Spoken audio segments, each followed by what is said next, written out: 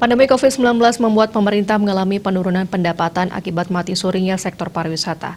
Pemerintah bersama masyarakat mesti bersatu menghadapi ini dengan program penguatan ketahanan pangan melalui bertani dan berkebun.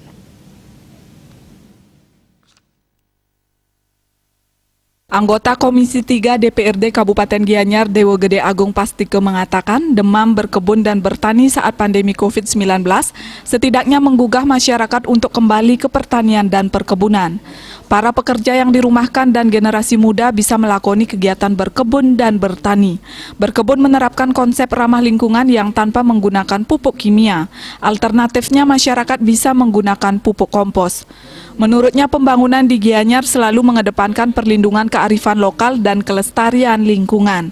Seperti pengelolaan sampah kini sudah mulai dilakukan oleh masyarakat secara mandiri dengan membangun TPS 3R di beberapa desa dan akan berlanjut ke desa-desa lainnya. Proses produksi pemilahan hingga pengolahan sampah kiriman dari masyarakat menjadi pupuk organik atau kompos hanya melibatkan sebagian pekerja karena pembatasan akibat pandemi COVID-19. Meski demikian, tuntutan produksinya justru meningkat seiring tingginya permintaan pupuk organik. Lebih lanjut, menurut Dewo Gede Agung Pastike, pupuk kompos dapat digunakan warga untuk berkebun atau bertani. Tidak hanya mereka yang dirumahkan, anak-anak muda juga diharapkan terjun ke sektor pertanian. TPS 3R yang terintegrasi dengan program Puspa Aman, Pusat Pangan Alami Mandiri Asri dan Nyaman ini untuk menjaga kedaulatan pangan masyarakat mulai dari rumah tangga.